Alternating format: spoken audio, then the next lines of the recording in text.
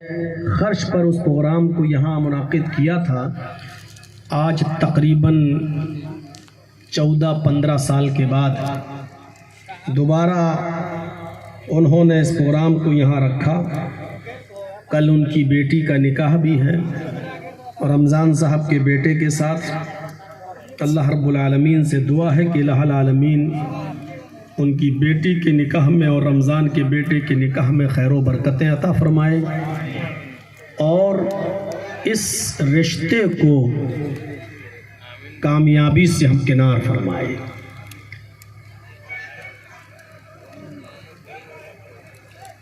اور اس اجلاس کو جو محفوظ انصاری نے اپنے دم پر اپنے بلبوتے پر کیا ہے، اللہ رب العالمین اس اجلاس کے اندر جو بھی خرچہ انہوں نے کیا ہے، اللہ رب العالمین اس پر ان کو پورا اجر عظیم عطا فرما، ان کے رزق میں برکت عطا فرما، اور اے اللہ جس مقصد سے یہ پروگرام رکھا گیا ہے اس پروگرام کو اس مقصد کی کامیابی کا ضامن بنا۔ اور ہمارے اسٹیج پر بیٹھے ہوئے معقر علماء کرام اور آساڈیہ اور ڈسٹرکٹ مدھوپور اور اس کے اطراف و اکناف سے قرب و جوار سے تشریف لائے ہوئے معزز سامعین حضرات، پردہ نشین اسلامی خواتین، ماں اور بہنوں، قوم و ملت کے لائق ور نوجوانوں، مستقبل کے ہونہار عزیز بچوں، میری نظر جہاں تک جا رہی ہے مجھے لوگوں کا ٹھاٹھیں مارتا ہوا یہ سمندر میری آنکھوں کے سامنے ہے۔ ایسی بات نہیں کہ اس سے پہلے کبھی اتنی بھیڑ نہیں ہوئی۔ میں اس علاقے میں جب بھی آتا ہوں اللہ کا شکر ہے کہ لوگ اس اجلاس کو کامیاب بنا ہی دیتے ہیں اپنی حاضری کے ذریعے۔ اس مرتبہ یہاں تک پہنچنے میں کچھ وقت لگا اور کافی عرصے کے بعد آپ کے اس علاقے میں میری آمد ہو رہی ہے، اور آپ خلوص اور محبت کے ساتھ یہاں آتے ہیں۔ میری گزارش ہے کہ آپ خلوص اور محبت کے ساتھ ہی اس پروگرام کو سماعت فرمائیں، سنجیدگی کے ساتھ سنیں، خاموشی اختیار کریں۔ اس اجلاس کا جو مقصد ہے اس مقصد کو اپنے اندر پورا کرنے کی کوشش کریں۔ آپ کا شور، آپ کا کھڑا رہنا، کھڑے ہو کر ویڈیو بنانا اور پیچھے کے لوگوں کو دیکھنے میں ڈسٹرب کرنا، یہ اسلام کی تعلیم کے بھی خلاف ہے اور اخلاق کے بھی خلاف ہے۔ مجھے امید ہے کہ انشاءاللہ آپ شکایت کا موقع نہیں دیں گے۔ سمجھدار لوگ ہیں، میری بات کو سمجھ گئے ہوں گے۔ میں نے قرآن کریم کی جو آیت آپ کے سامنے تلاوت کی ہے اور اس کے بعد بخاری کی ایک حدیث میں نے پڑھی ہے۔ ہم اور آپ جس دنیا میں جی رہے ہیں یہ ٹیمپریری زندگی ہے، ٹیمپریری لائف ہے، کچھ دنوں کے لیے ملی ہے اور اس کے بعد میں ختم ہو جائے گی۔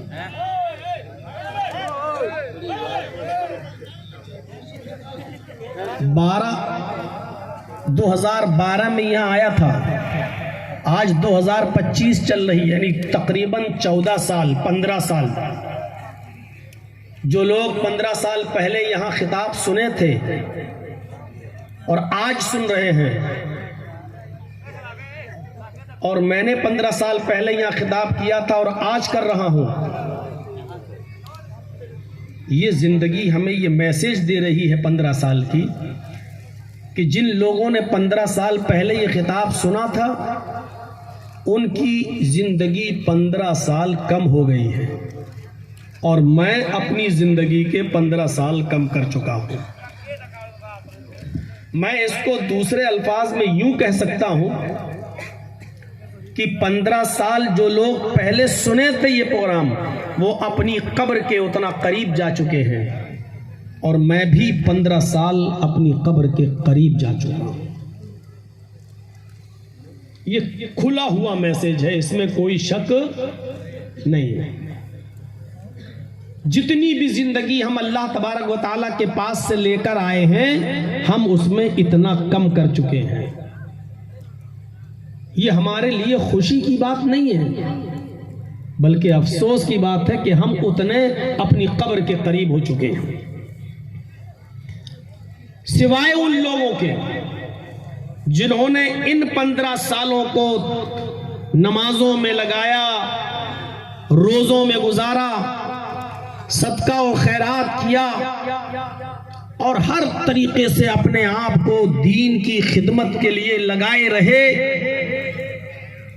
ان کو اللہ تبارک و تعالیٰ سے ایک اچھی امید اور لو لگا لینی چاہیے کہ شاید اللہ رب العالمین مجھے میری عبادتوں کے ثمرے میں، بدلے میں ہم کو جنت کے قریب کر دے. میرے بھائیوں، قرآن کریم کی جو آیت میں نے آپ کے سامنے پڑھی ہے اس میں اللہ رب العالمین نے اس دنیا کے ختم ہونے کے بعد جو قبر میں ہم چلے جاتے ہیں، ایک تو زندگی یہ ہے جو ہم جی رہے ہیں، اور جب ہم مر جائیں گے اور قبر میں دفن کر دیے جائیں گے تو وہ ایک دوسری زندگی ہے جس کو ہم برزخی زندگی کہتے ہیں، اور قیامت تک ہم اسی برزخی زندگی کے اندر رہیں گے. اور پھر قیامت کے دن جب ہم اپنی قبروں سے اٹھائے جائیں گے وہ ایک تیسری زندگی ہوگی جس کو اخروی زندگی کہا جاتا ہے، آخرت کی زندگی کہا جاتا ہے. یہ پہلی زندگی ہے جس میں ہم جی رہے ہیں. مرنے کے بعد قیامت تک یہ دوسری زندگی ہوگی برزخی، اور قیامت کے دن جب قبروں سے اٹھایا جائے گا انسان اپنی قبروں سے تو وہ تیسری زندگی ہوگی جس کو اخروی زندگی کہا جاتا ہے، جو قیامت کا دن ہوگا اور وہ بہت سخت دن ہوگا. میں ابھی جنت و جہنم کی بات نہیں کر رہا ہوں، میں اس قیامت کے دن کی بات کر رہا ہوں جس کے بارے میں حدیث کی کتابیں کہتی ہیں کہ وہ ایک دن ہی اتنا بڑا دن ہوگا جس کے بارے میں نبی اکرم نے فرمایا کہ تقریباً 50,000 سال کا وہ دن ہوگا، اور سورج اپنی جگہ پر ٹھہر جائے گا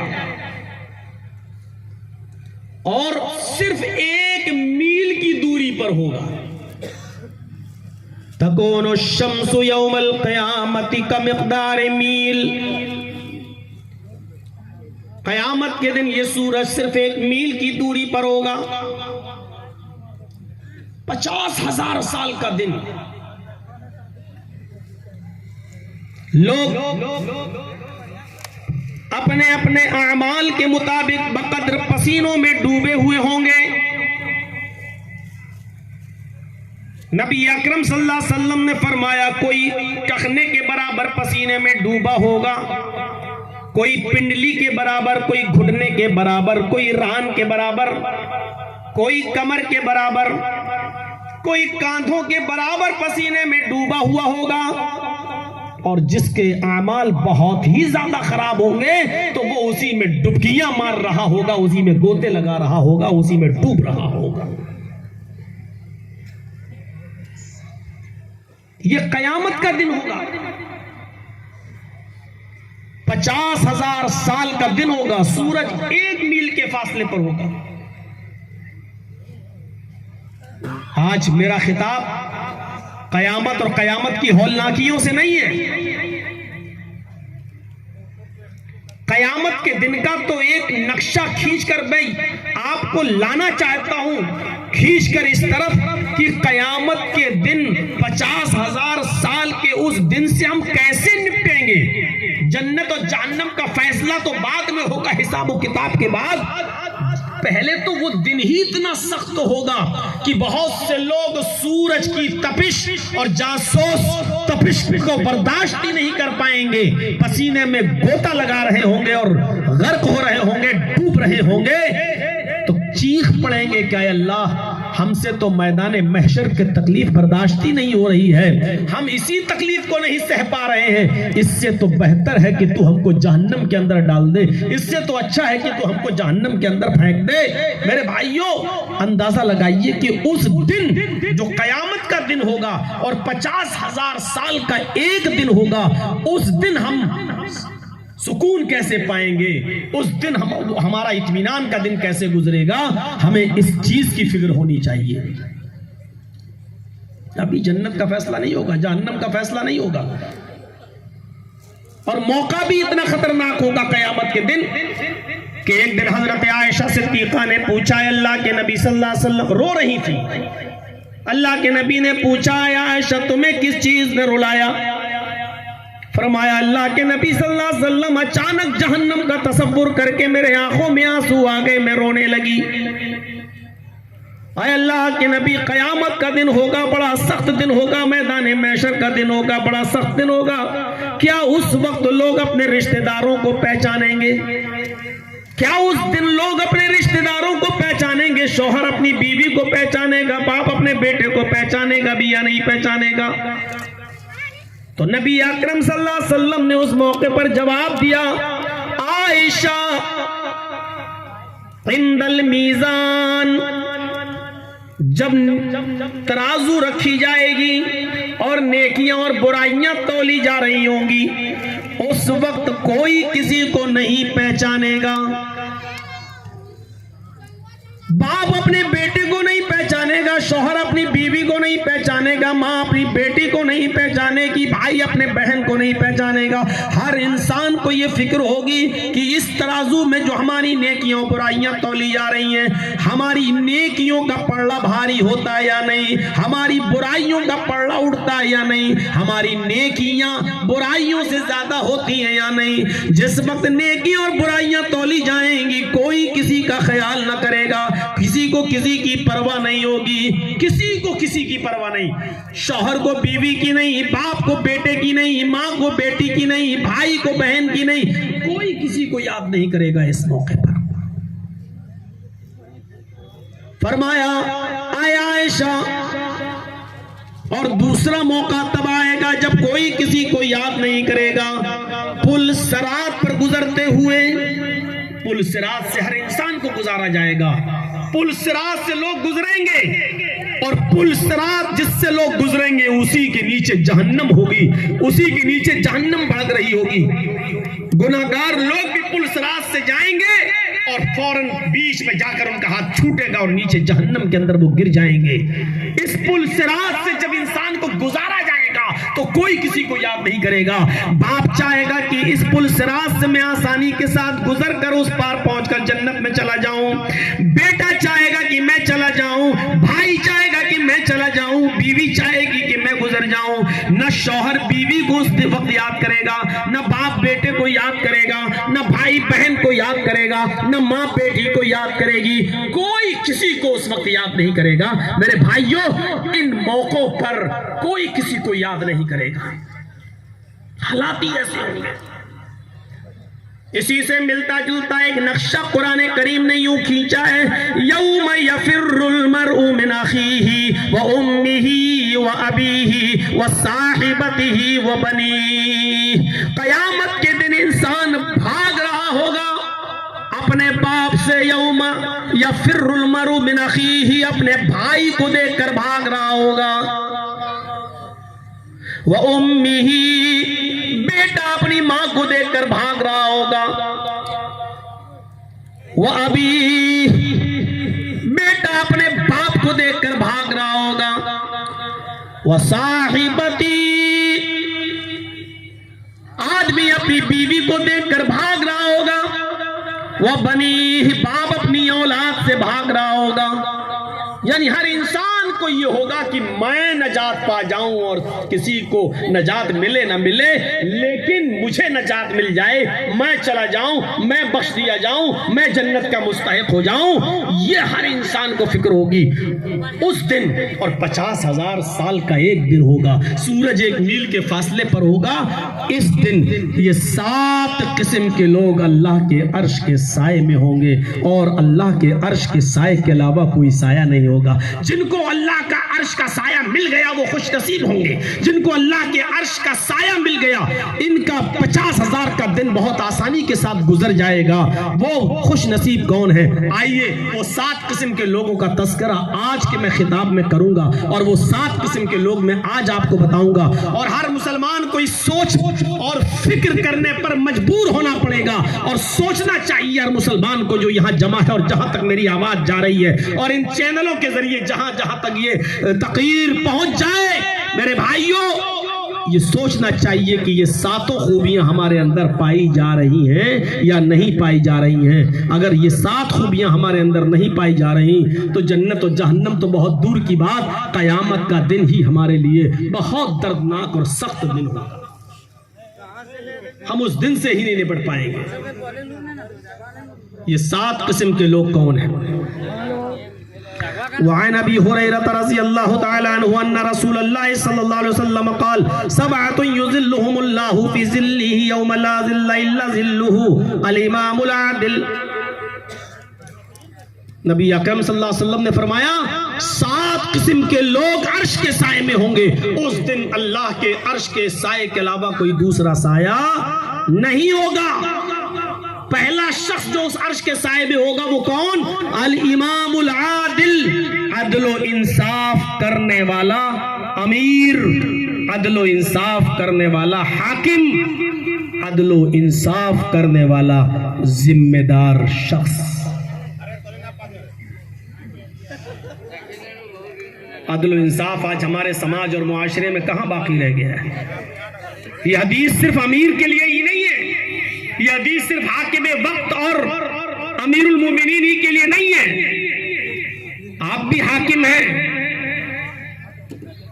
کلکم مسئول، کلکم راعٍ وکلکم مسئول عن رعیتی، تم میں سے ہر شخص راعی ہے، چرواہا ہے، اور اس سے اس کی چراگاہ کے بارے میں سوال ہوگا۔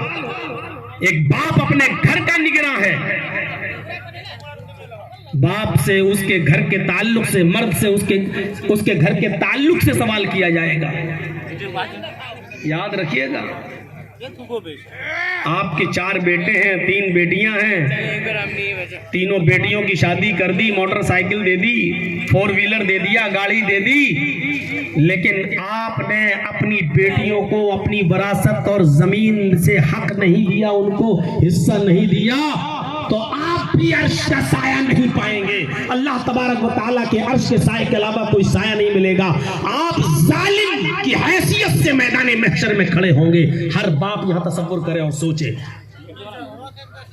آپ یہ مت سوچو کہ اس حمام میں صرف آپ سب ننگے ہو، یہ سٹیج پر بیٹھے ہوئے بڑے بڑے ملا مولوی ننگے نظر آئیں گے۔ بیٹی کی شادی کر دی، دے تو دی موٹر سائیکل، اب زمین میں سے حصہ بھی ملے گا، ملے گا۔ گاڑی دینے کے بارے میں اللہ کے نبی کا حکم نہیں ہے، 4 ویلر دینے کے لیے اللہ کے رسول نے نہیں کہا تھا، لیکن زمین وراثت کا حقدار اللہ نے بیٹی کو بھی بنایا ہے، اللہ نے بھی اور اللہ کے رسول نے، وہ آپ کو دینا پڑے گا۔ 50 لاکھ کا جہیز دے دو تب بھی بیٹی کا حق نہیں مار سکتے ہو آپ، بہن کا حق نہیں مار سکتے ہو آپ۔ کبھی کبھی ہنسی آتی ہے، ایسے ایسے لوگ متقی بنتے ہیں۔ اب ہمارے اٹاوا میں ایک نوجوان آدمی تھا بیچارہ، ہمارے اٹاوا کا، میں وضو بنا رہا ہوں رمضان کے مہینے میں، اس رمضان میں نہیں، دوسرے رمضان کی بات کر رہا ہوں، وضو بنا رہا ہوں تو کلہ کر رہا، وہ بھی ظہر کی نماز کا وقت تھا، جمعرات کا دن، کلہ کر رہا ہے، اور کلہ کرنے کے بعد مسجد میں، اور بعد میں کہتا ہے مولانا یہ روزے کی حالت میں جو کلہ کرتا ہوں نا، تو اس زبان میں تھوڑا سا پانی لگا رہتا ہے، ایسے کلا کر دیا تو تھوڑا سا تو لگا ہے نا زبان میں. اگر یہ تھوک کے ذریعے یہ زبان کا لگا ہوا پانی اگر پیٹ میں چلا جائے تو اس سے روزے میں کوئی فرق تو نہیں پڑے گا. میں نے کہا یار بڑا متقی آدمی ہے, کتنا باریک سوال کر رہا ہے. میں نے کہا ٹھیک ہے, آپ نے مسئلہ پوچھا ہے, یہ بہت سے لوگوں کے ذہنوں میں کھٹکتا ہے, کل انشاءاللہ جمعے کے خطبہ میں ہم اس کو کلیئر کر دیں گے اور سب کو معلوم ہو جائے گا, تو کل تک انتظار کرو.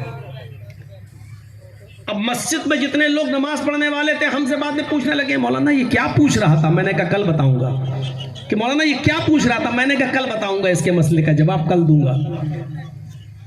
تو ایک دو میرے بہت قریبی لوگ تھے, میں نے کہا یار وہ ایسا سے پوچھ رہا تھا, تو ہم نے کہا کل بتائیں گے, کل سب کو پتہ چل جائے گا انشاءاللہ. کہنے لگا 900 چوہے کھا کے بلی چلی حج کو. کیوں؟ پتہ چلا کہ وہ اس کی بہنیں اس سے ناراض, اس کی بیٹی اس سے ناراض, اس کا باپ اس سے ناراض.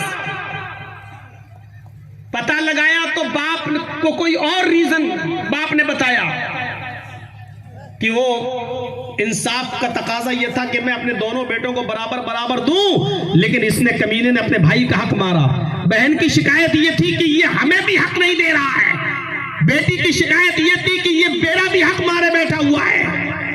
اب دوسرے دن جب جمعہ تھا, خطبہ تھا, میں نے اسی خطبے میں 25 منٹ تک تو صحیح خطبہ دیا, اور 5 منٹ جب رہ گئے تو اسی میں نے ننگا کیا, اور میں نے کہا کہ لوگ مجھ سے مسئلہ پوچھتے ہیں کہ جرجی صاحب روزے کی حالت میں کلا کرتے وقت زبان کا لگا ہوا پانی تھوک کے ذریعے اگر اندر چلا جائے تو اس سے روزے پہ کوئی فرق تو نہیں پڑتا. یہ مسئلے وہ پوچھتے ہیں کہ جن کا باپ ان سے راضی نہیں ہے, جس کی ماں راضی نہیں ہے, اور جس کی بہنوں کا حق مارے کھایا ہوا ہے, جو اپنی بیٹی کو حق دینے کا انکار کرتا ہے اور نہیں دیتا ہے, جس کی بیٹی ناراض, بہنیں ناراض, جن سب کے حق مار چکا, اور وہ سوال کر رہا ہے کہ مولانا صاحب حلق کے ذریعے پانی اندر چلا جائے تو کوئی روزے میں نقصان تو نہیں ہے. یہ ایسا ہی سمجھو کہ کوئی شخص یہ کہے کہ احرام کی حالت میں مچھر مارنا کیسا ہے, اور وہ خود بیچارہ 15 20 مرڈر کیا ہوا,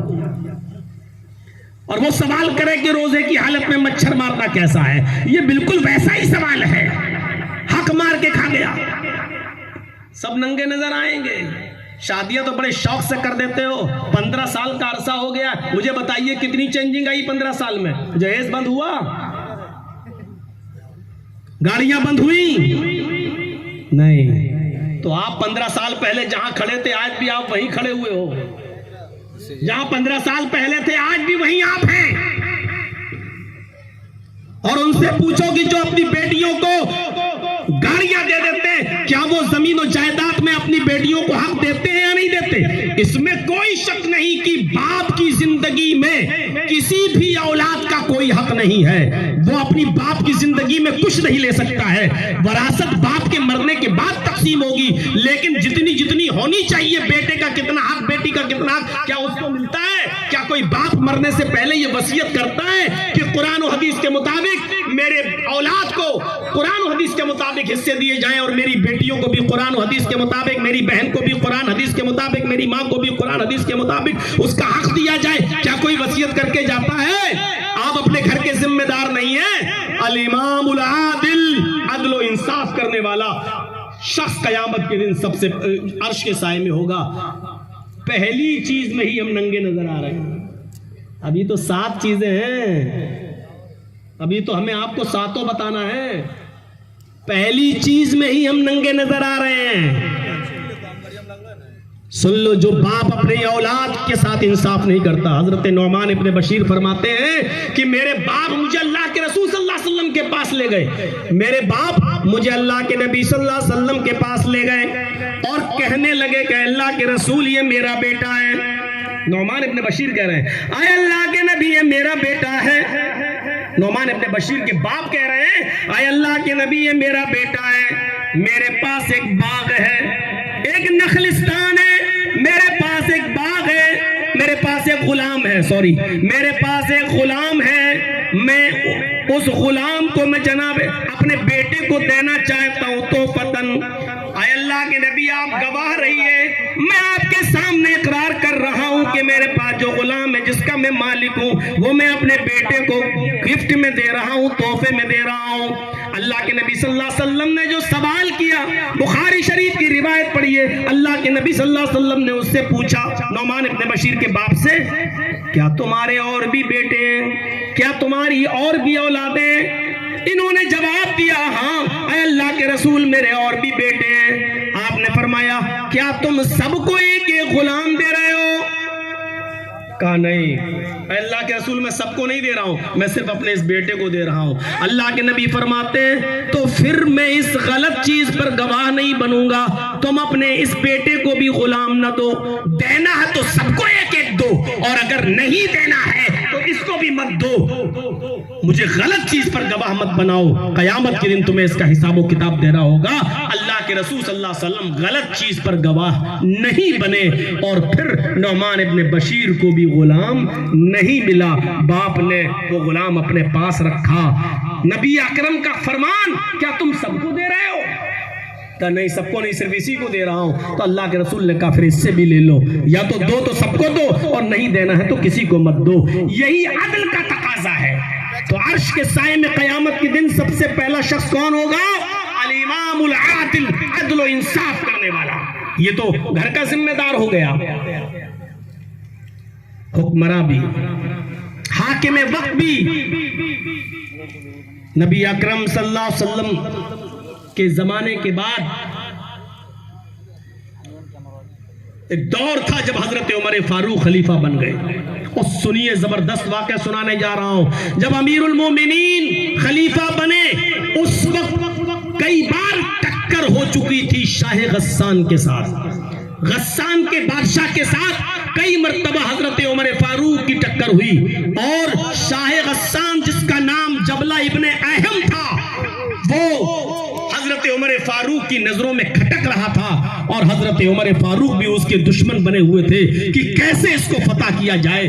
شاہ غسان کا زبردست بادشاہ، عیسائی بادشاہ، لیکن اسلام کی تعلیمات سے متاثر ہو جاتا ہے، اپنے قاصد کو، اپنے ایک ایلچی کو بھیجتا ہے لیٹر لکھ کر، خط لکھ کر، اور اس خط میں اس نے یہ لکھا کہ امیر المومنین عمر ابن خطاب، میں اسلام کی تعلیم سے متاثر ہو کر اسلام قبول کرنا چاہتا ہوں، اور میں آپ سے ملاقات کرنا چاہتا ہوں، اور آپ سے ملاقات کر کے میں اسلام قبول کرنے پر آمادہ ہوں۔ کیا مجھے اسلام کی چھایا میں جگہ ملے گی؟ کیا مجھے اسلام کے اندر شرن ملے گی؟ کیا میں اسلام قبول کرنے کا موقع مجھے ملے گا؟ کیا آپ مجھے معاف کریں گے؟ یہ لیٹر لکھ کر وہ اپنے قاصد اور اپنے دودھ کے ذریعے بھیجتا ہے حضرت عمر فاروق کے پاس۔ اس کو امید نہیں تھی کہ حضرت عمر میرے اتنے بڑے دشمن اور مجھے معاف کر دیں گے، اس کو امید نہیں تھی کہ حضرت عمر مجھے اتنی آسانی کے ساتھ قبول کر لیں گے۔ یہ قاصد جب جاتا ہے اور حضرت عمر فاروق کے پاس مدینہ میں پہنچتا ہے تو حضرت عمر فاروق کو لیٹر دیتا ہے۔ حضرت عمر فاروق نے اس خط کو پڑھا، اور پڑھنے کے بعد اسی خط کے پیچھے یہ لکھ کر جواب دے دیا، اے شاہ غسان، تم فوراً چلے آؤ، تمہاری ساری خطائیں معاف کر دی جائیں گی، تمہاری ساری خطائیں درگزر کر دی جائیں گی، اور اسلام کی پوتر چھایا میں، شیتل چھایا میں تمہیں جگہ دی جائے گی، تمہیں تمہارے حیثیت اور عزت کے حساب سے تمہیں مقام و مرتبہ بھی دیا جائے گا، اور حضرت عمر اپنی پرانی دشمنی بھی تم سے بھول جائیں گے، تم فوراً چلے آؤ، تمہارے لیے مدینے میں جگہ ہی جگہ ہے۔ شاہ غسان نے جب وہ لیٹر پڑھا، جبلہ ابن اہم نے جب وہ لیٹر پڑھا تو پڑھنے کے بعد اس کی آنکھوں میں آنسو آ گئے کہ حضرت عمر نے مجھے قبول کر لیا، حضرت عمر نے مجھے اتنی جلدی اتنی آسانی سے مان لیا۔ اب جبلہ ابن اہم جو غسان کا بادشاہ تھا اپنے 500 باڈی گارڈوں کو لے کر اور 500 گھڑ سواروں کو لے کر مدینے کی طرف سفر کرتا ہے، اور مدینہ پہنچنے والا ہوتا ہے، راستے میں خیمہ ڈالتا ہے، ایک آدمی کو بھیجتا ہے یہ اطلاع دینے کے لیے کہ میں پہنچ چکا ہوں، بتاؤ کب مدینے میں داخل ہو جاؤں؟ حضرت عمر فاروق نے کہا تم جب چاہو تب آ سکتے ہو، تمہیں صحرا میں اور جنگل میں رکنے کی ضرورت نہیں۔ جب شاہ غسان مدینے میں داخل ہوتا ہے تو اس کے سر پر مکٹ ہے، تاج ہے، اور ڈائمنڈ ہیرے کے 2 موتی جڑے ہوئے ہیں، بہت ہی شاندار شاہانہ طریقے سے جاتا ہے، مدینے میں داخل ہو رہا ہے، اور ادھر مدینے میں حضرت عمر اس کی عزت کر رہے ہیں، اور عمر فاروق اور ان کی پوری فوج ان کی خاطر مدارات میں لگی ہے۔ شاہ غسان اسلام لے آیا اور اس کے ساتھ 500 لوگ بھی اسلام لے آئے۔ کچھ دن مدینے میں قیام کیا، جو بات بتانے کی ہے وہ اب شروع ہو رہی ہے۔ شاہ غسان اسلام لے آیا، کچھ دن مدینے میں رکا، اور جب مدینے میں رکا رہا تو اسی درمیان حج کا موسم آ گیا۔ حج کا موسم آ گیا، حضرت عمر اور مدینے کے بہت سے لوگ مکے کی طرف حج کرنے کے لیے روانہ ہو گئے، جانے لگے۔ حضرت عمر نے شاہ غسان سے کہا، اے جبلہ، اچھا موقع ہے، تم نے ابھی نیا نیا اسلام قبول کیا ہے، چلو تم بھی حج کی دولت سے مالا مال ہو جاؤ، پتہ نہیں آئندہ سال زندگی رہے نہ رہے، تم بھی حج کر لو۔ شاہ غسان بھی اپنے 500 گھڑ سواروں کے ساتھ تیار ہو جاتا اور کہتا ہے کہ امیر المومنین، مجھے بھی حج کرنے جانا ہے، میں بھی حج کرنا چاہتا ہوں۔ اس نے شاہانہ لباس پہنا، اور جب وہ میقات پر پہنچا تو اس نے احرام باندھا، اور احرام باندھنے کے بعد مدینے سے جب وہ مکے میں جاتا ہے تو احرام میں 2 کپڑے پہنے جاتے ہیں، نیچے ایک بنا سلی ہوئی لنگی اور اوپر ایک چادر ڈال لی جاتی ہے۔ شاہ غسان بہترین لنگی پہنے ہوئے، چونکہ غسان کا بادشاہ تھا، پیسوں کی دولت کی کمی نہیں تھی، اس لیے وہ شاندار لنگی پہنے ہوئے اور اوپر سے چادر اوڑے ہوئے خانہ کعبہ کا طواف شروع ہو جاتا ہے۔ وہ پہلا چکر لگانے میں کامیاب رہا، دوسرا چکر جب شاہ غسان لگا رہا ہے تو بھیڑ زیادہ ہونے کی وجہ سے ایک دیہاتی نوجوان، ایک اعرابی نوجوان کا پیر اس کی چادر پر رکھ گیا۔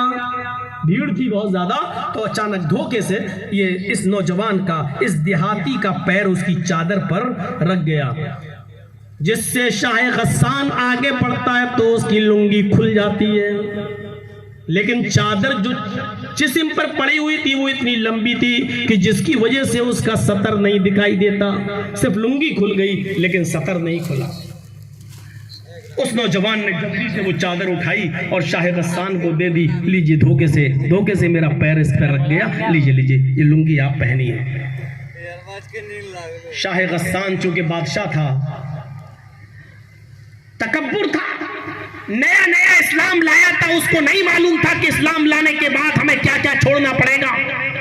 اس نے پیچھے مڑ کے دیکھا، ایک معمولی آدمی، ایک نوجوان دیہاتی جس کے احرام پر کپڑے پر جوڑ لگے ہوئے ہیں، پیبند لگے ہوئے ہیں، کہا، غریب آدمی، دیہاتی، تو نے میری چادر پر پیر رکھ کر میری لنگی کھول دی۔ اس نے ایک تھپڑ، زوردار تھپڑ اس نوجوان کو رسید کر دیا۔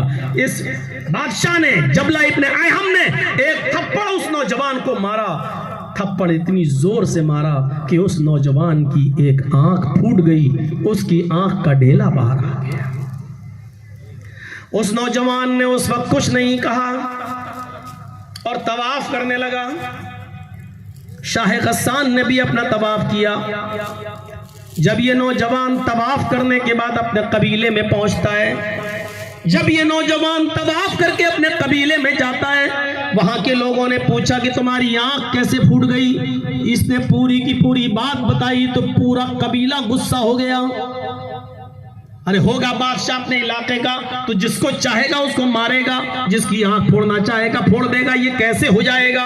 اٹھو تم ہمارے پاس چلو، حضرت عمر فاروق کے پاس چلتے، مجھے انصاف چاہیے، عدل چاہیے۔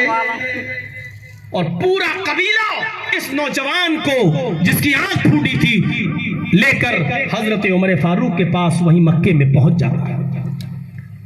حضرت عمر فاروق کو پوری بات بتائی جاتی ہے۔ حضرت عمر فاروق نے اس نوجوان سے پوچھا، اس نوجوان نے کہا، امیر المومنین، دھوکے سے میرا پیر اس کی چادر پر رکھ گیا اور اس کی چادر کھل گئی، اس کی لنگی کھل گئی، اس نے مجھے تھپڑ مارا اور اتنی زور سے مارا کہ اس کے تھپڑ سے میری آنکھ پھوٹ گئی۔ شاہ غسان کو بلایا گیا، ادھر آؤ۔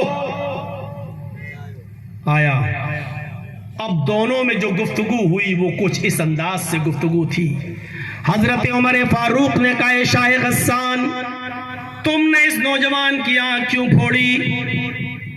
شاہ غسان کا جواب تھا امیر المومنین اس نوجوان نے میری لنگی پر اپنا پیر رکھ دیا جس کی وجہ سے میری لنگی کھل گئی.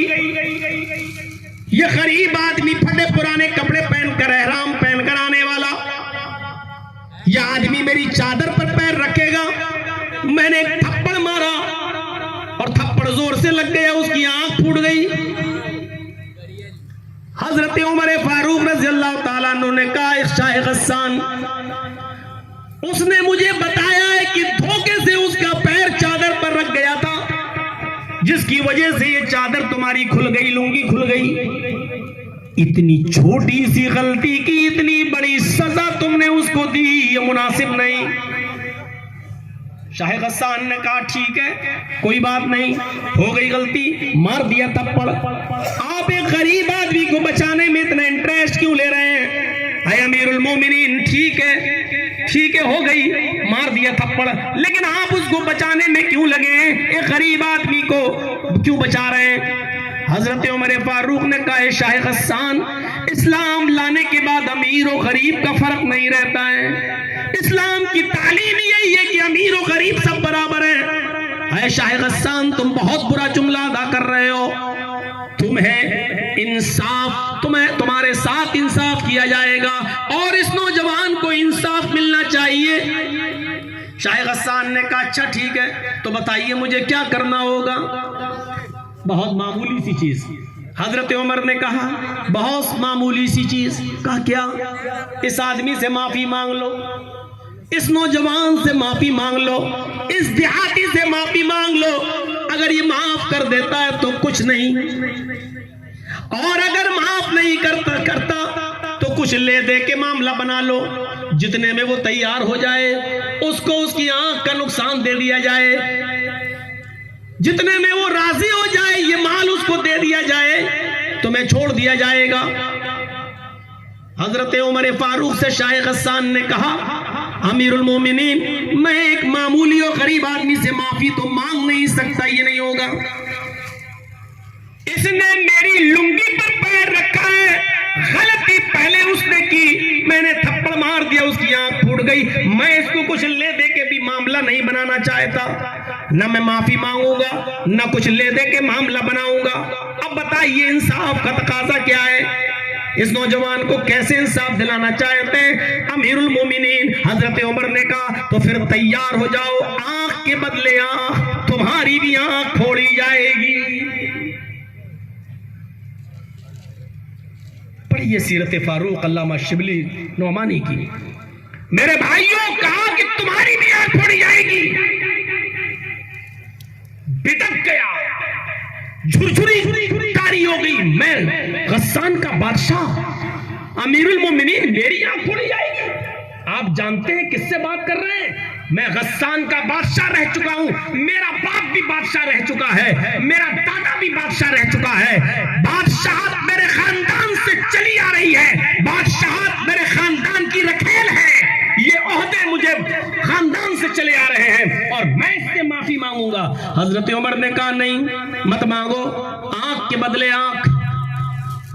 کہا امیر المومنین جب اسلام کے اندر بڑے لوگوں کی کوئی عزت نہیں صاحب اقتدار کی کوئی حیثیت نہیں اسلام جب اونچے اور بڑے مقام اور مرتبے والوں کو کوئی عزت نہیں دے سکتا ہے ان کا خیال نہیں رکھ سکتا تو ایسا اسلام پھر کس کام کا؟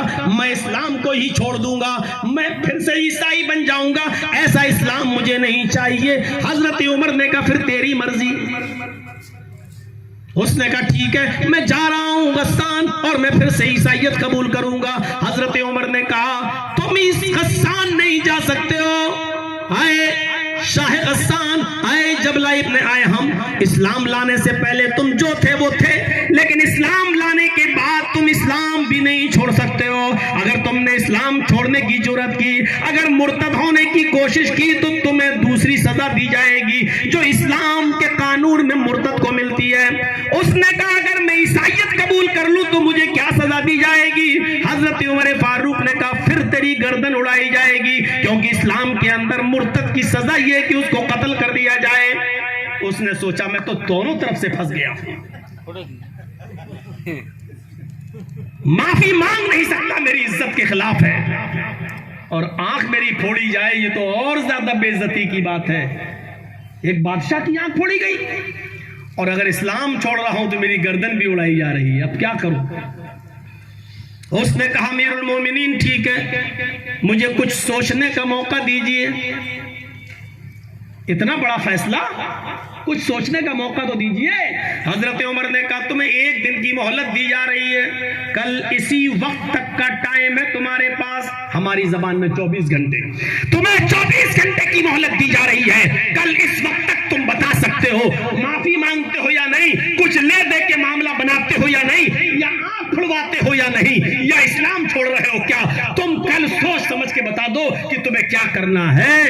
میرا مشورہ مانو تو سب سے آسان طریقہ یہ ہے کہ اس کو سوری بول دو، اس سے معافی مانگ لو، اور مجھے امید ہے کہ تمہارا بھائی بھی تمہیں معاف کر دے گا، کیونکہ اسلام عفو درگزری کو پسند کرتا ہے، وہ معاف کر دے گا۔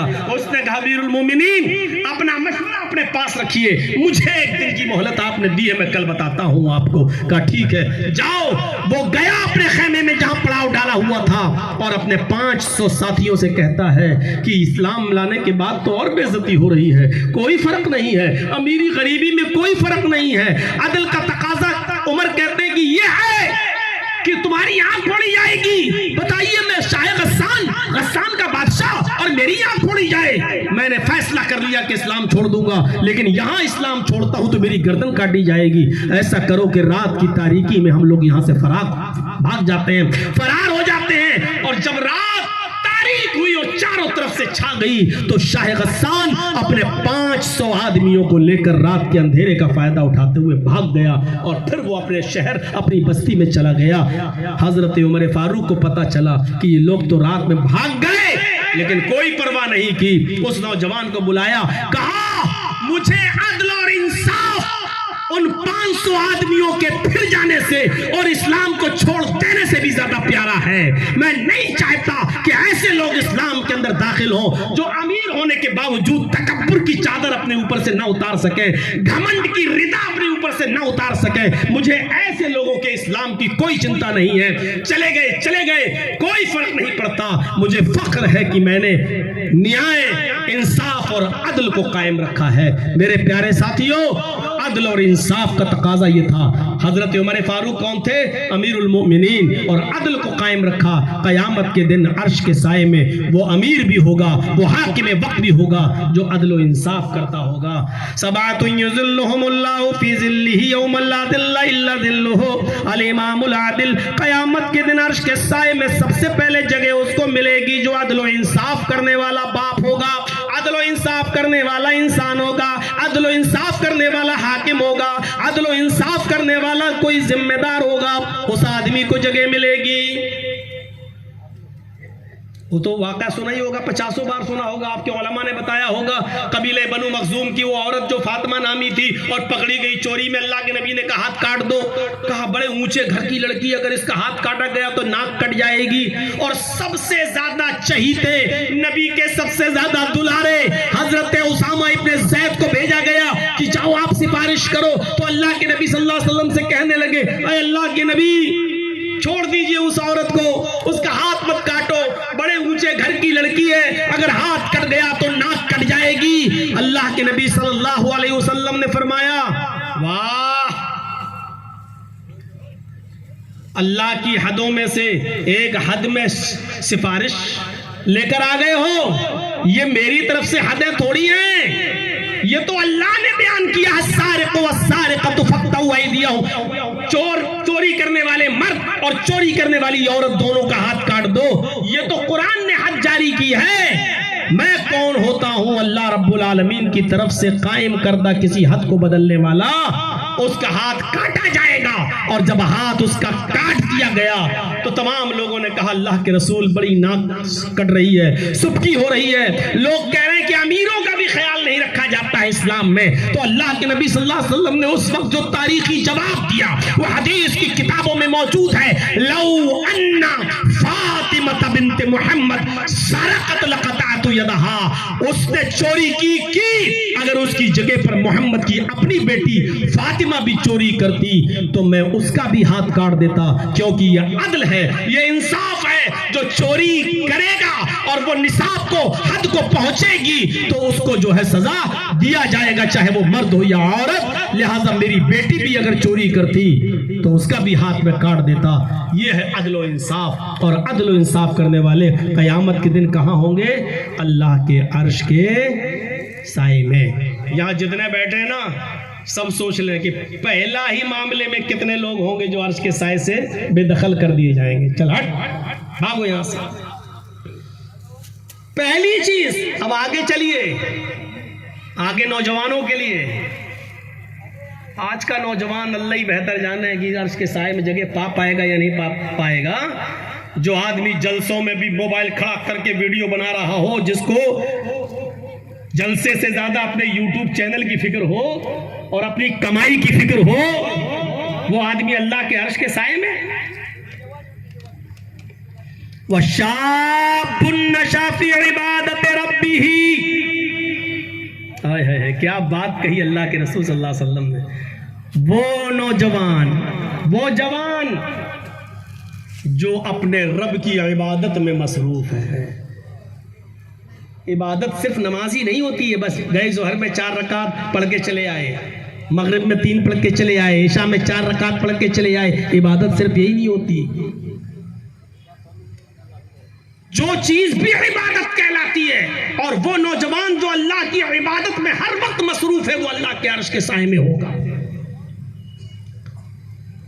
وہ عقبہ ابن نافع نوجوان 1500 گھڑ سواروں کو لے کر نکلا، اور جہاں گیا اس نے اسلام کا جھنڈا لہرا دیا، جہاں گیا اس نے اسلام کو فتح کر لیا، اسلام کا جھنڈا لہرا کر اس علاقے کو فتح کر لیا۔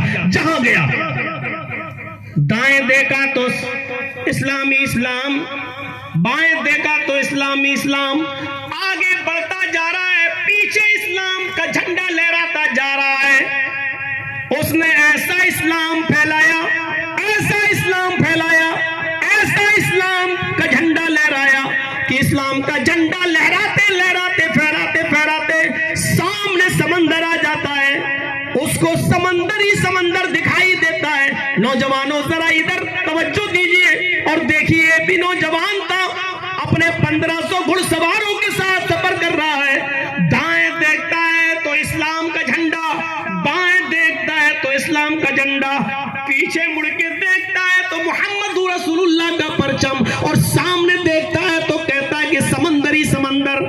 اس نے اپنی تلواروں کو زمین میں گاڑا، اپنے گھوڑوں کو باندھا 1500 لوگوں نے، اور اس کے بعد سمندر کے کھارے پانی سے وضو بنایا، اور اسی سمندر کے قریب کھڑے ہو کر اس نے 2 رکعت نماز پڑھائی۔ جب عقبہ ابن نافع نے نماز ادا کی اور 1500 لوگوں نے اس کے پیچھے نماز ادا کر لی، تو عقبہ ابن نافع ان سمندر کی تازہ اور اٹھتی ہوئی لہروں کو دیکھ کر کہتا ہے، اے اللہ، دائیں اسلام اور بائیں اسلام اور میرے پیچھے بھی اسلام، جہاں سے میں نے گزرا میں نے تیرے نبی کا جھنڈا لہرا دیا ہے، میں نے اسلام کا پرچم لہرا دیا ہے، اب میں کیا کروں؟ سامنے سمندر آ گیا ہے۔ اے اللہ، اگر مجھے یہ پتہ چل جائے، الہ العالمین، مجھے اس بات کا علم ہو جائے کہ اس سمندر کو پار کرنے کے بعد بھی کوئی بستی رہتی ہے، تیری کوئی مخلوق زندہ ہے، تیرے بندے آباد ہیں اور کفر کر رہے ہیں، تو قسم ہے مجھے تیری عزت و جلال کی، میں اپنے 1500 گھڑ سواروں کے ساتھ سمندر میں چھلانگ لگا جاؤں گا اور تیرنا شروع کر دوں گا، اور اس وقت تک رکنے کا نام نہیں لوں گا جب تک کہ سمندر کو پار کرنے کے بعد اس بستی پر بھی تیرے نبی جناب محمد رسول اللہ کا پرچم نہ لہرا دوں، جب تک اسلام کا جھنڈا نہ گاڑ دوں، اس وقت تک میں چین و سکون کے ساتھ نہیں سوؤں گا۔ میرے بھائیوں، یہ عقبہ ابن نافع ایک جوان آدمی ہے جو یہ کہہ رہا ہے، اے اللہ، میں نے دائیں تیرے نبی کا جھنڈا لہرا دیا، بائیں اسلام پھیل گیا، پیچھے بھی اسلامی اسلام نظر آ رہا ہے، سامنے سمندر ہے، اور مجھے نہیں معلوم کہ سمندر کو پار کرنے کے بعد بھی کوئی بستی رہتی ہے۔ اگر مجھے پتہ چل جائے اس سمندر کو پار کرنے کے بعد بھی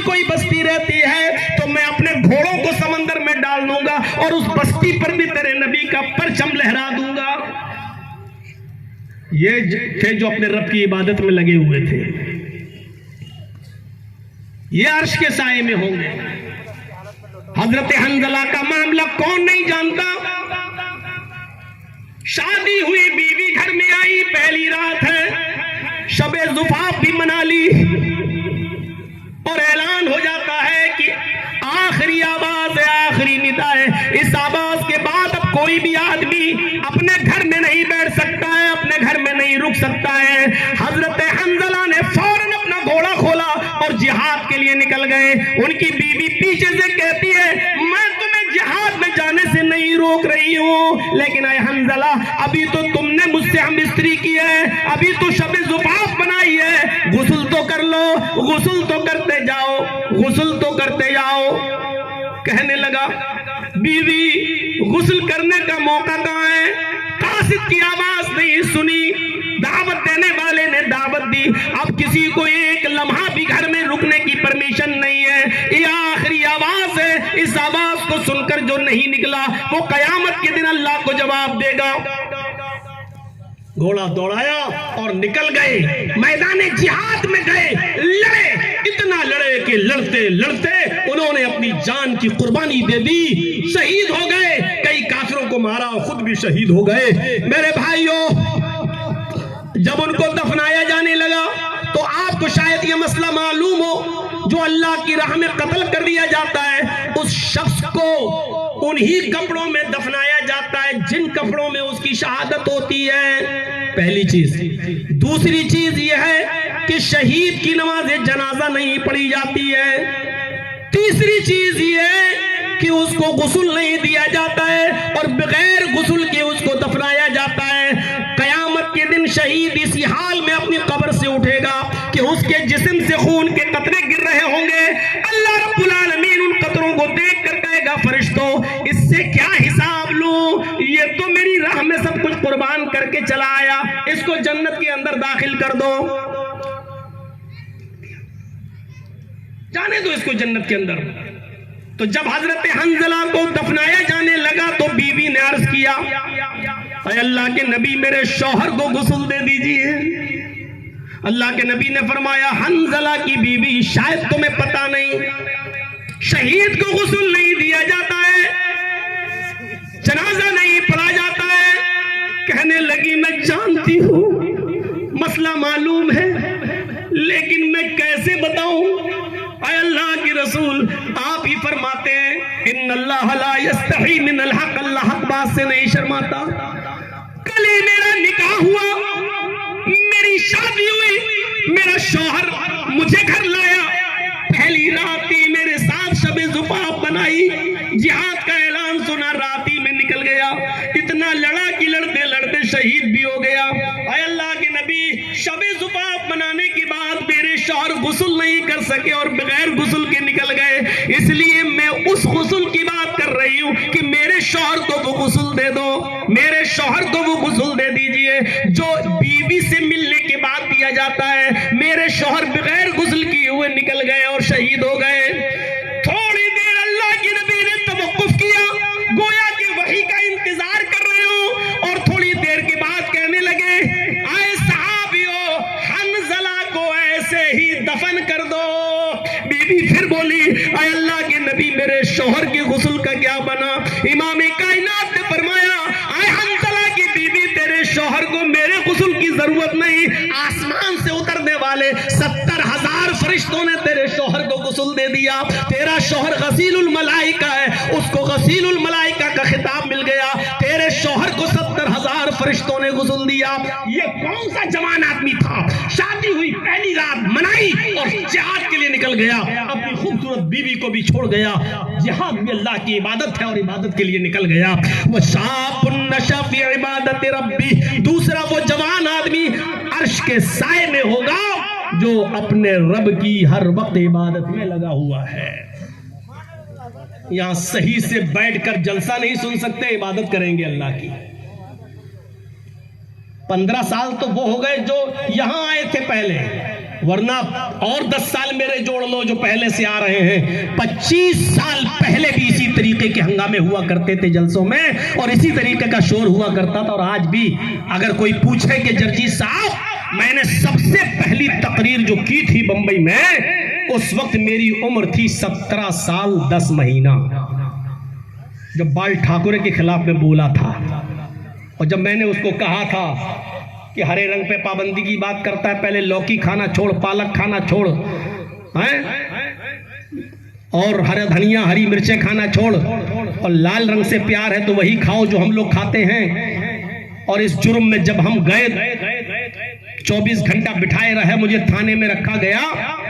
اور پہلی مرتبہ جب میں تھانے میں بیٹھا تھا، اور اس لیے کیس میرے اوپر نہیں بن پایا تھا کیونکہ میرے بالغ ہونے میں 2 مہینے کم تھے. 17 سال 10 مہینے تھے، 18 سال کا ہوتا تو بھی چلا گیا ہوتا اندر.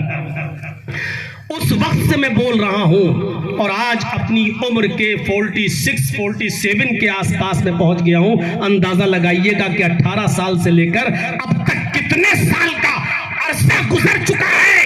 اس عرصے کے بارے میں کوئی پوچھے کہ جرجی صاحب اس دور سے اب تک تقریر کر رہے ہو، آپ جلسوں میں کتنا فرق دیکھ رہے ہو، جلسوں میں کتنی تمیز اور کتنا سلیقہ اور کتنی تہذیب دیکھ رہے ہو، جلسوں میں کتنا فرق پڑا ہے اور جلسوں میں کیا سدھار آیا ہے، آپ کتنے نمبر دینا چاہتے ہو؟ تو جرجیز دے گا 100 میں 0.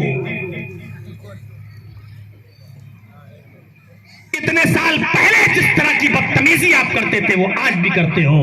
اس سے پہلے جو بدعقلی تھی وہ آج بھی ہے. اس سے پہلے جو بدتمیزی تھی وہ آج بھی ہے. اس سے پہلے جلسوں کا جو عدم احترام آپ کے دلوں میں تھا وہ آج بھی ہے. اس سے پہلے جلسوں کی جو نوعیت آپ کے ذہنوں میں تھی وہ آج بھی ہے.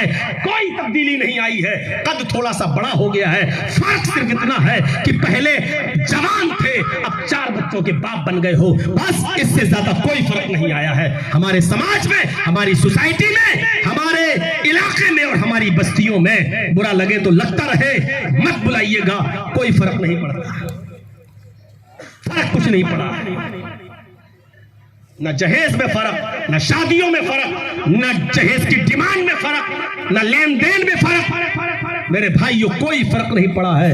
فرق صرف اتنا پڑا ہے کہ پہلے مسجدیں کچھ جھونپڑیوں کی ہوا کرتی تھیں، اب تھوڑا سا اے سی لگنے لگی ہے، پنکھے لگنے لگے ہیں، اسٹینڈری آ گئی ہے.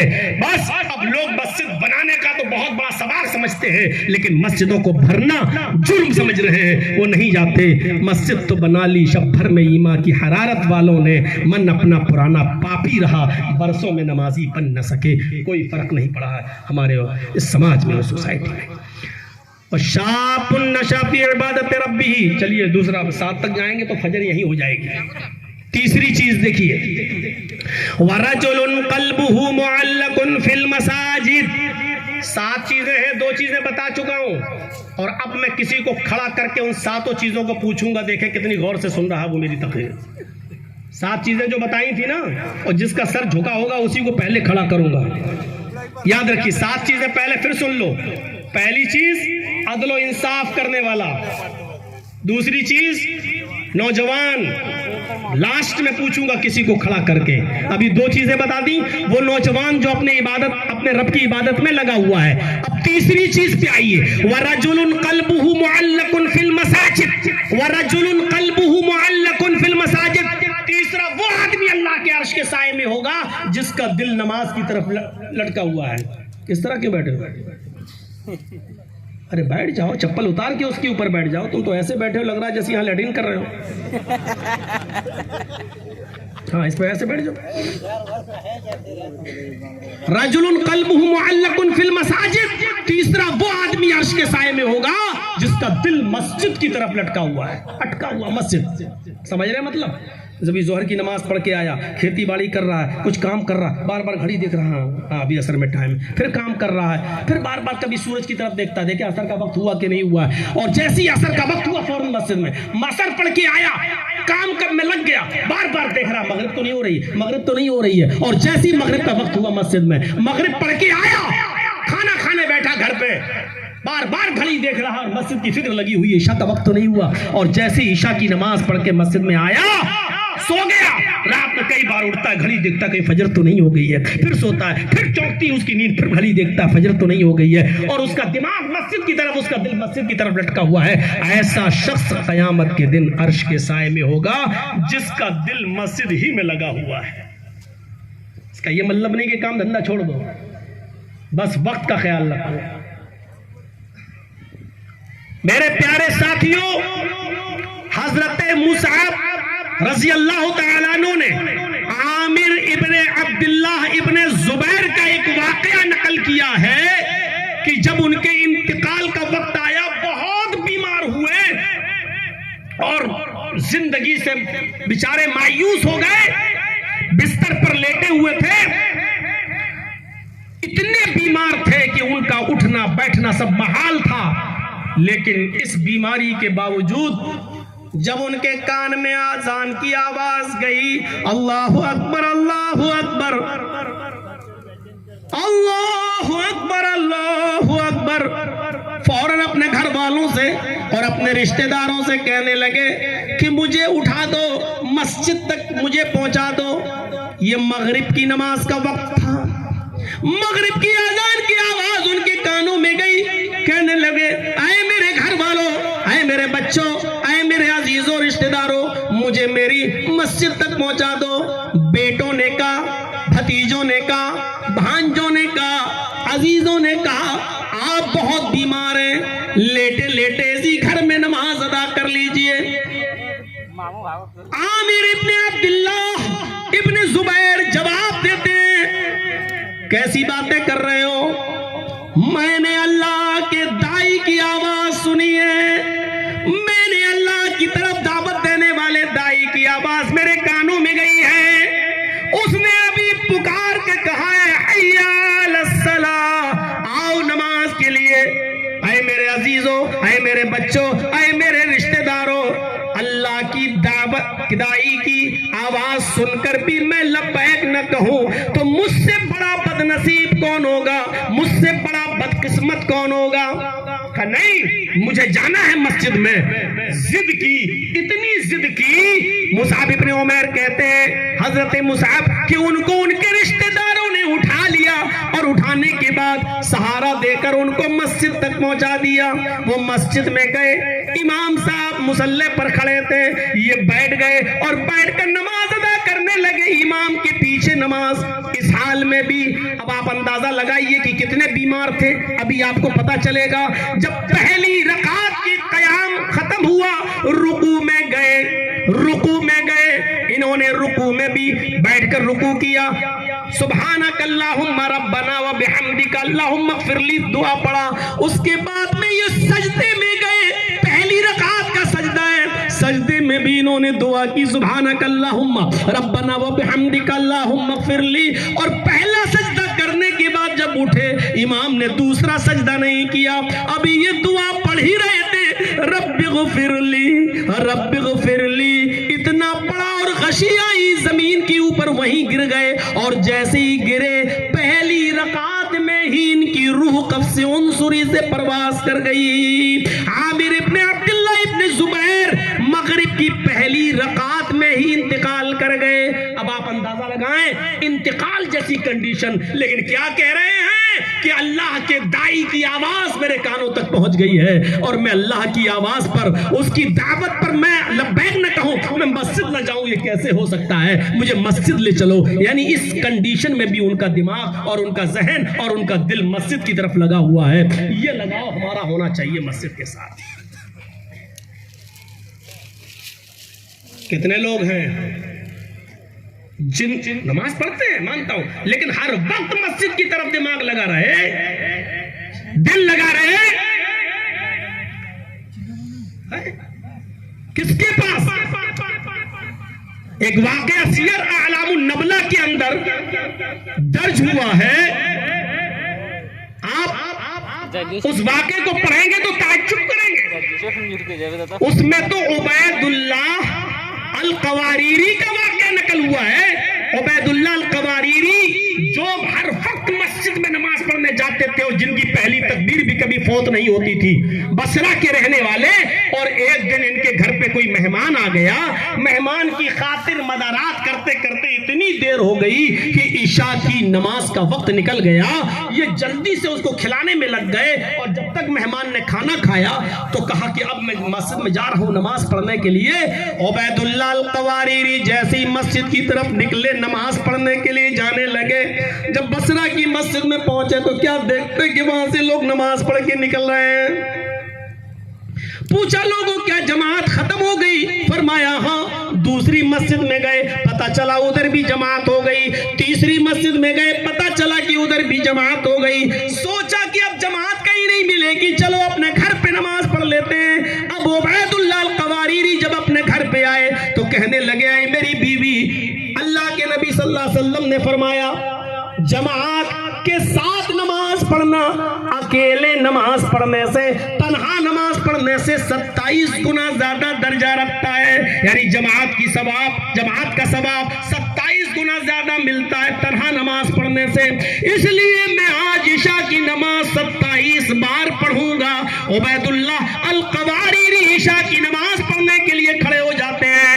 ایک مرتبہ 4 رکعت پڑھ لی, دوبارہ پھر کھڑے ہو گئے, پھر عشاء کی 4 رکعت دوبارہ پڑھ لی, پھر کھڑے ہو گئے, پھر عشاء کی نماز 4 رکعت تیسری بار پڑھ لی, پھر کھڑے ہو گئے, اور چوتھی بار, پانچویں بار, چھٹی بار انہوں نے عشاء کی نماز کو 27 بار پڑھا, یہ سوچ کر کہ اب مجھے جماعت کا ثواب مل گیا ہوگا. 27 بار نہیں, 27 جماعت کے برابر ثواب پانے کے لیے 27 بار پڑھا. وہ 27 عشاء نہیں تھی بلکہ اس نماز کو جماعت کے برابر ثواب مل جائے اس لیے 27 بار پڑھا. جب 27 بار نماز پڑھنے کے بعد جب وہ بستر پر سونے گئے تو رات میں خواب دیکھ رہے ہیں کہ میرا مقابلہ ہو رہا ہے گھڑ سواروں کے ساتھ. تمام لوگ اپنے اپنے گھوڑے دوڑا رہے ہیں, میرا گھوڑا سب سے اچھا اور میں سب سے پیچھے.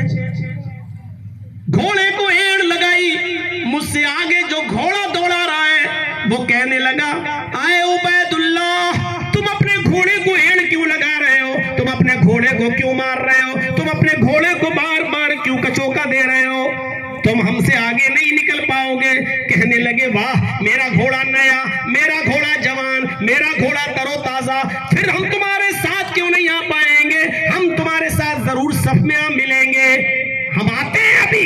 اس آدمی نے کہا جو ان سے آگے چل رہا تھا, اے عبید اللہ, تم گھوڑے کو تھکا بھی دو گے تب بھی تم میرے مقابلے پہ نہیں آ سکتے, میرے ساتھ نہیں آ سکتے, اس لیے کہ میں نے عشاء کی نماز جماعت کے ساتھ پڑھی ہے اور تم نے عشاء کی نماز جماعت کے ساتھ نہیں پڑھی. یعنی 27 مرتبہ نماز پڑھنے کے باوجود بھی ان کی نمازوں کو وہ مقام اور وہ درجہ نہیں ملا جو جماعت کے ساتھ نماز پڑھنے والے کو ملتا ہے. اس واقعے کو سیر اعلام النبلہ میں دیکھا جا سکتا ہے. اب آپ اندازہ لگائیے میرے پیارے ساتھیوں کہ مسجد میں نماز پڑھنا اور مسجد کی طرف دماغ لگانا اور دل کا اٹکا ہونا یہ عرش کے سائے میں جگہ پانے کا سبب ہے. لہذا ہمیں ہر وقت مسجد کی طرف ہمارا دل لگا ہوا ہونا چاہیے. یہی ایک واقعہ کافی ہے. 3 چیزیں ہو گئی. عدل و انصاف کرنے والا پہلا, وہ جوان جو اپنے رب کی عبادت میں لگا ہوا ہے دوسرا, اور وہ آدمی جس کا دل مسجد کی طرف ہر وقت لگا ہوا ہے تیسرا.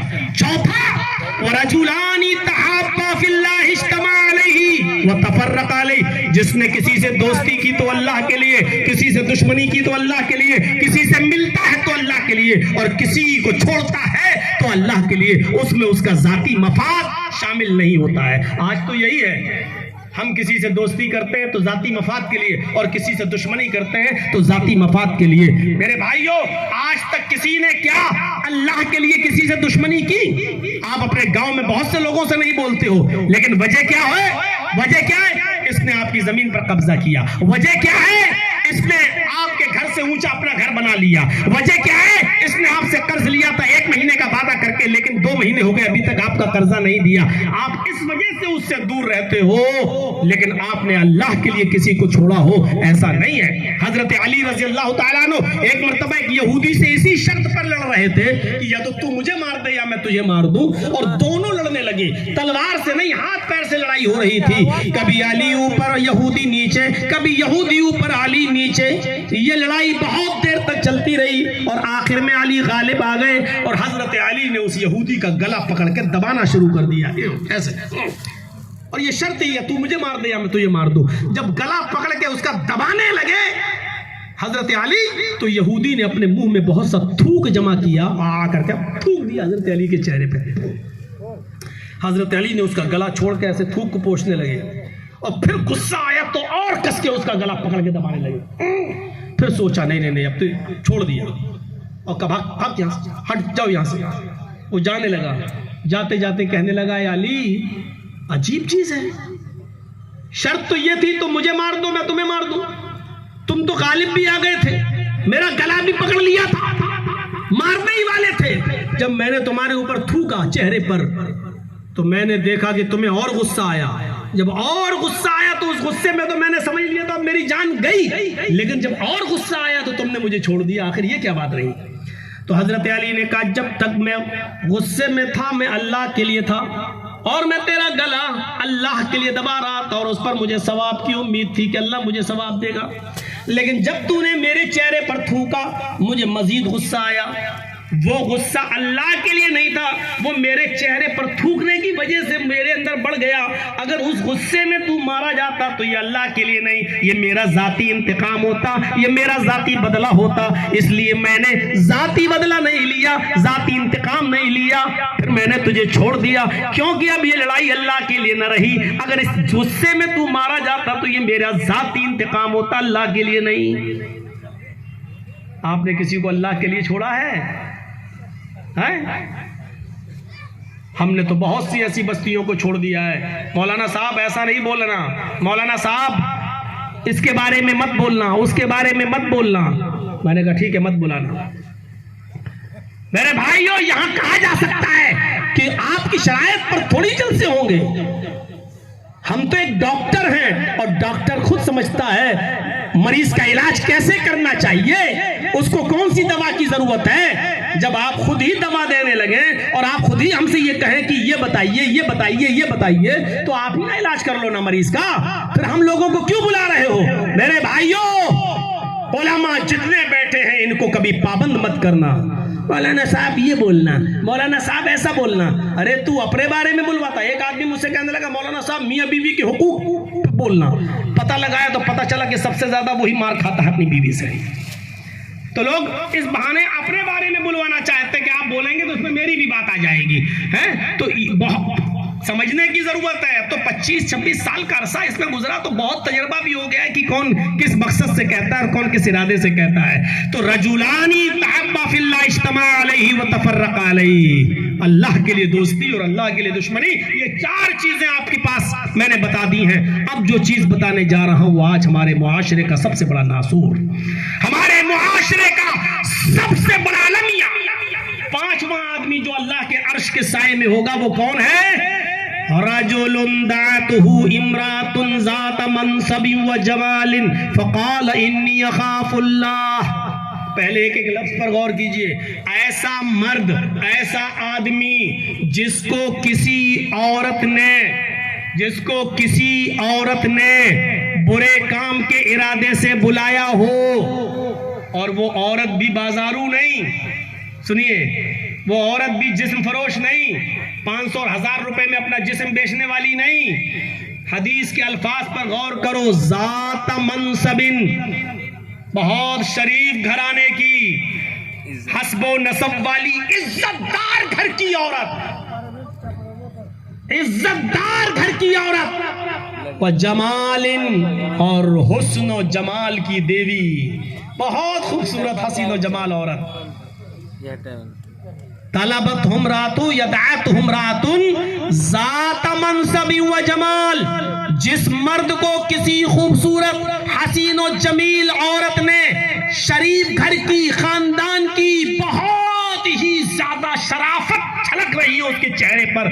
ایسی شریف عورت, شریف خاندان کی عورت جس نے اس کو برے کام کے لیے بلایا, اور اس آدمی نے ایسی عورت کی دعوت کو ٹھکرا دیا.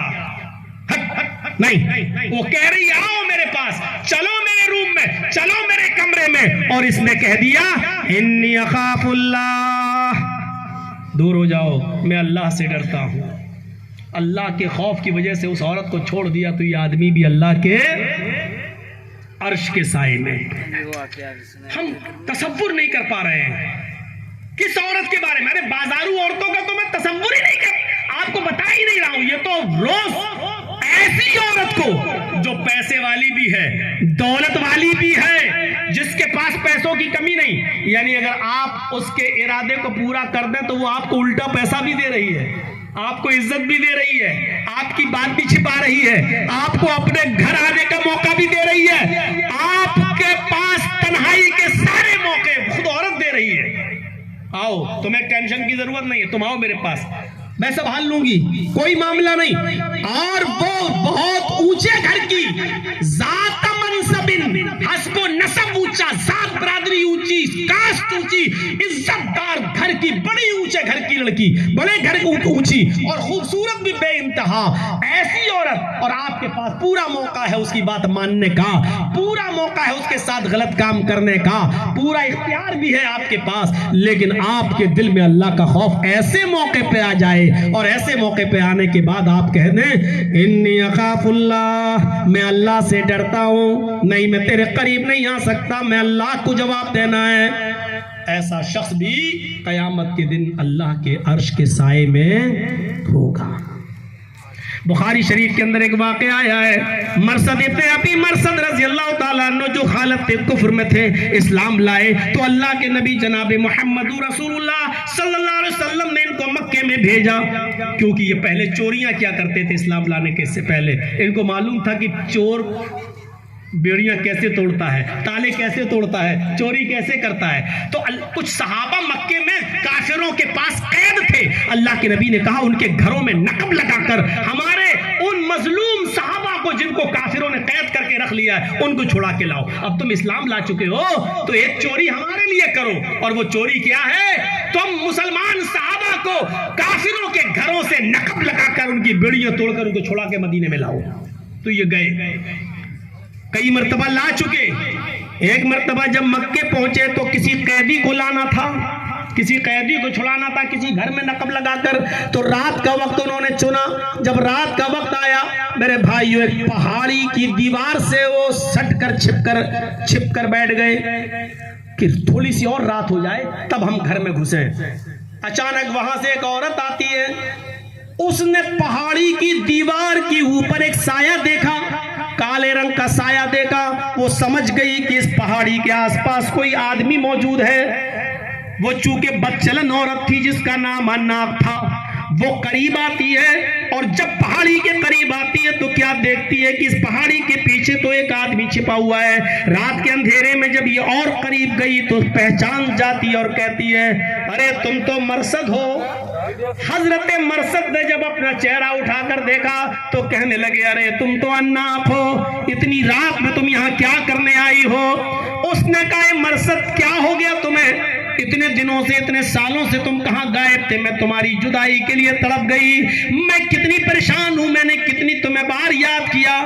چلو چلو باقی باتیں کل ہو جائیں گی, آج کی رات فضول باتوں میں مت گزارو, میرا گھر خالی پڑا ہے, آؤ پہلے اپنے گھر چلتے ہیں, پہلے اپنی آرزویں پوری کرتے ہیں, اپنی تمنائیں پوری کرتے ہیں. یہ کس نے کہا, اناق نے. کس سے کہہ رہے ہیں, حضرت مرثد ابن ابی مرثد سے. اور یہ مرثد خود اس کے عورت سے پہلے تعلقات قائم کر چکے ہیں, زمانے جاہلیت میں اسلام لانے سے پہلے اس کے ساتھ زناکاری کر چکے ہیں, اس کی دوستی بھی ان کے ساتھ رہ چکی ہے.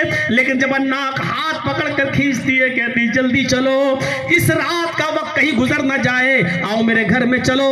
جیسے ہی اناق نے مرثد ابن ابی مرثد کا ہاتھ پکڑا, حضرت مرثد نے اس کے ہاتھ کو پکڑ کے جھٹک دیا اور کہنے لگا اناق دور ہو جاؤ, اب میں وہ مرثد نہیں رہا جو تم سمجھ رہی ہو, تم میرے ان ہاتھوں کو پکڑ رہی ہو, ان ہاتھوں نے جناب محمد رسول اللہ کے ہاتھوں کو چھو لیا ہے، یہ ہاتھ محمد رسول اللہ کے ہاتھ کو ٹچ کر چکے ہیں، اب یہ کسی حرام چیز کو نہیں چھو سکتے ہیں۔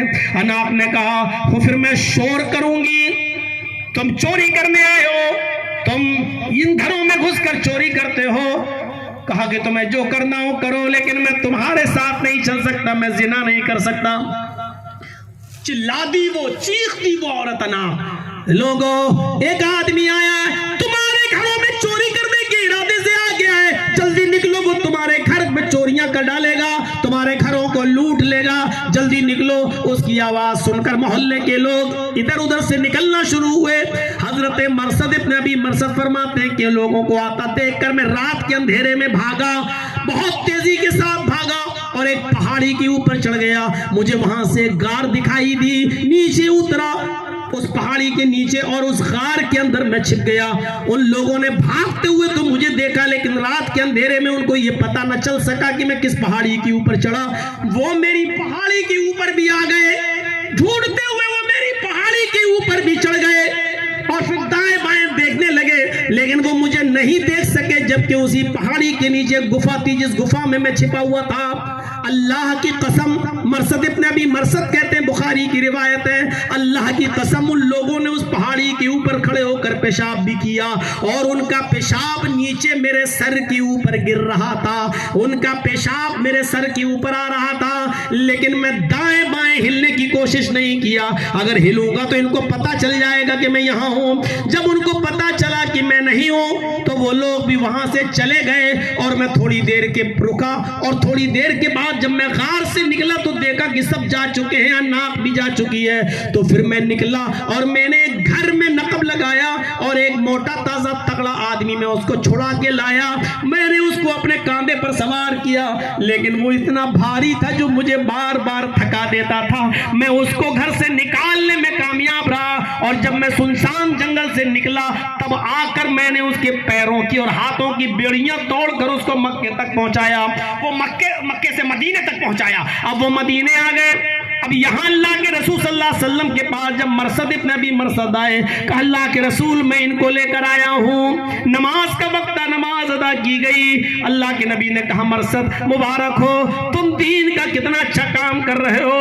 حضرت مرثد کہتے ہیں اللہ کے نبی آج میں تم سے آپ سے کچھ مانگنا چاہتا ہوں۔ اللہ کے نبی نے کہا مرثد میرے پاس دینے کے لیے کیا ہے، بتاؤ تم کیا مانگنا چاہتے ہو۔ حضرت مرثد کہتے ہیں اے اللہ کے رسول ایسا ایسا معاملہ ہے، میں اس جنگل میں گیا، میرے پاس ایک عورت آئی، وہ میری دوست رہ چکی ہے، اس کے ساتھ زمانے جاہلیت میں میرے تعلقات بھی قائم ہو چکے ہیں، اس سے مجھے محبت ہے اور اس کو مجھ سے بھی محبت ہے، بے انتہا محبت ہے، میں چاہتا ہوں کہ اس اناق سے میں نکاح کر لوں، اگر آپ کی اجازت ہو تو کیا میں اس عورت سے اناق سے نکاح کر سکتا ہوں۔ اللہ کے نبی صلی اللہ علیہ وسلم کچھ دیر خاموش رہے اور خاموش رہنے کے بعد پھر آپ نے تھوڑی دیر کے بعد مرثد ابن ابی مرثد سے کہا اے مرثد، اللہ رب العالمین نے قرآن کے اندر یہ آیت نازل فرما دی ہے کہ الزانی لا ينکح الا زانیۃ او مشرکۃ، کوئی زناکار مرد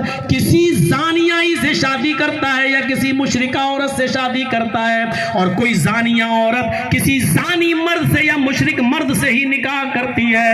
اے مرثد تم اسلام لا چکے ہو، تم با ایمان ہو چکے ہو، تم مومن ہو چکے ہو، قرآن کی آیت کی روشنی میں تمہارا نکاح کسی زانیہ اور بدچلن عورت سے اور مشرکہ عورت سے تمہارے لیے جائز نہیں ہے۔ اسلام لانے کے بعد تمہیں اپنی اس محبت کو قربان کرنا ہی ہوگا۔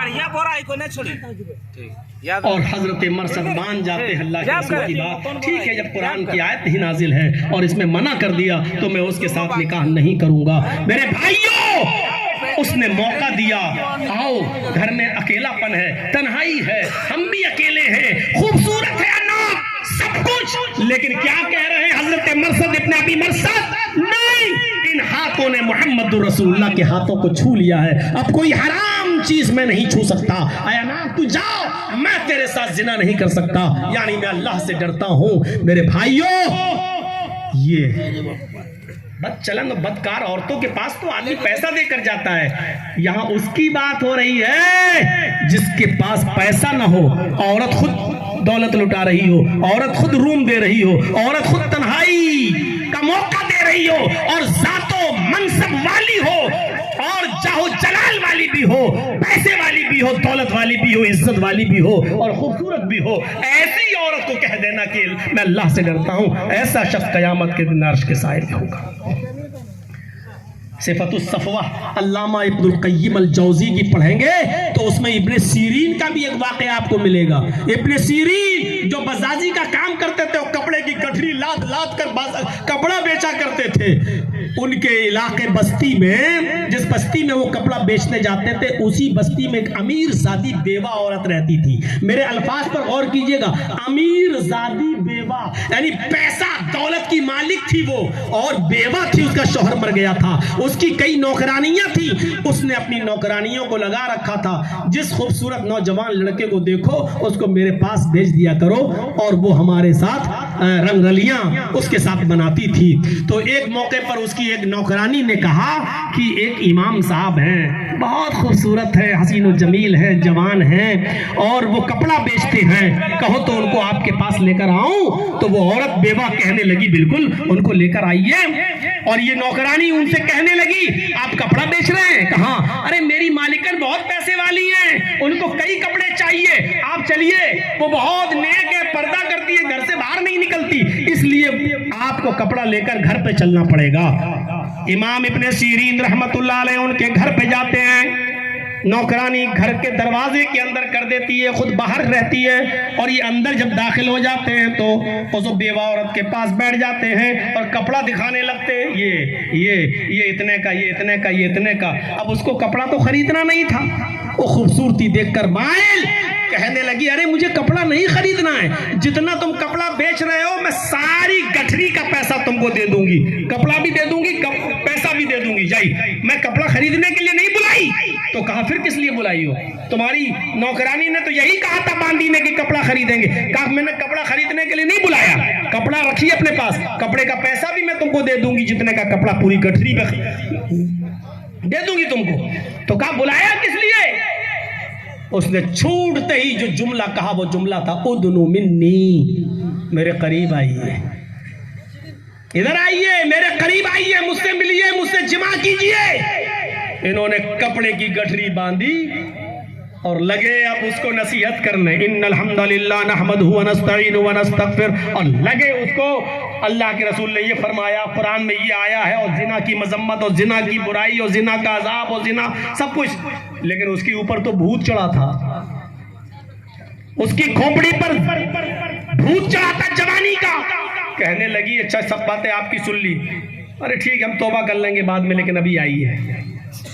कहने लगे ये तो मानेगी नहीं, इनकी नसीहतें वहां कोई काम ही नहीं आ रही, जो नसीहत कर रहे हैं वो कह रही अपनी जेब में रखो, आओ, हर बात पे कहती उदनु मिन्नी, मेरे करीब आओ। इन्होंने कहा अच्छा सुनो, मुझे बहुत तेज लैट्रीन लग रही है।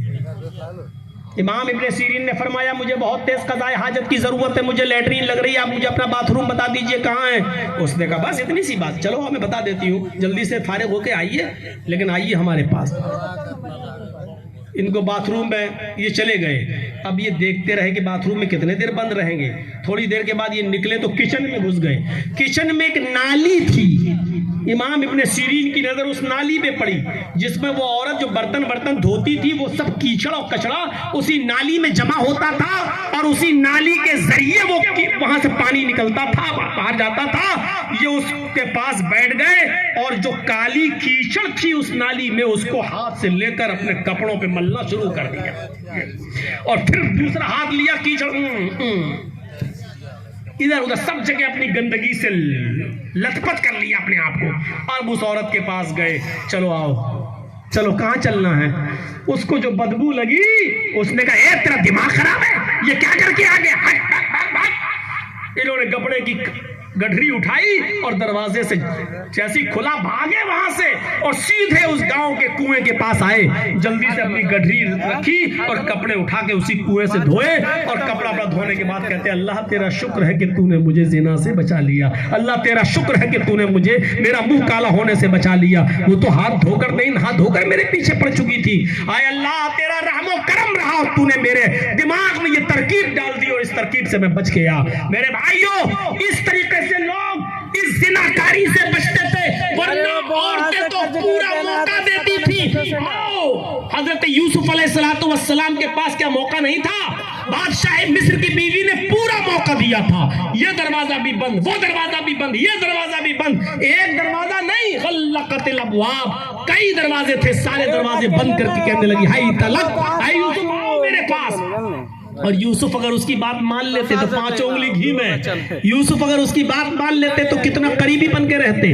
بادشاہ کی بیوی کتنا عزت دیتی, کتنا سمان دیتی, اپنے شوہر سے بھی چھپاتی, عزت بھی دیتی, دولت بھی دیتی, پیسہ بھی دیتی, اور اپنا جسم بھی دینے کے لیے تیار تھی. لیکن حضرت یوسف علیہ السلام بچے رہے اور یہی کہتے رہے قال معاذ اللہ, اللہ کی پناہ, اللہ کی پناہ, اللہ سے ڈرتے رہے اور اس عورت کے قریب نہیں گئے. تو میرے بھائیوں, زنا سے بچنے والوں کے بہت سے واقعات ہیں. تو رجل دعته امرأة ذات منصب و جمال فقال انی اخاف اللہ. 5واں وہ آدمی عرش کے سائے میں ہوگا جس کو کسی خوبصورت, حسین و جمیل, شریف عورت نے برے کام کے لیے بلایا اور اس نے کہہ دیا کہ میں اللہ سے ڈرتا ہوں. 5واں آدمی. 6واں آدمی کون سا ہوگا جو عرش کے سائے میں ہوگا؟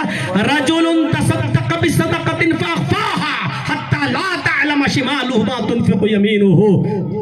6واں آدمی وہ اللہ کے عرش کے سائے میں ہوگا جس نے کسی کو چھپا کر چپکے سے صدقہ اور خیرات کیا ہوگا, اور اتنا چپکے سے دیا ہوگا کہ داہنے ہاتھ سے دیا ہو اور بائیں ہاتھ کو بھی کسی کو خبر نہ ہو, بائیں ہاتھ کو بھی خبر نہ ہو, چپکے سے دیا ہو, داہنے ہاتھ سے دیا ہو اور بائیں ہاتھ کو بھی خبر نہ ہو. اس کا مطلب کیا ہے؟ مطلب یہ ہے شوہر اگر صدقہ کر رہا ہے تو بیوی تک کو پتہ نہ چلے, اور بیوی صدقہ کر رہی ہے, کسی غریب کی مدد کر رہی ہے تو شوہر کو بھی پتہ نہ چلے, باپ دے رہا ہے تو بیٹے کو بھی پتہ نہ چلے, اور بیٹا دے رہا ہے تو باپ کو بھی پتہ نہ چلے. یہ ہے چپکے سے دینے کا مطلب.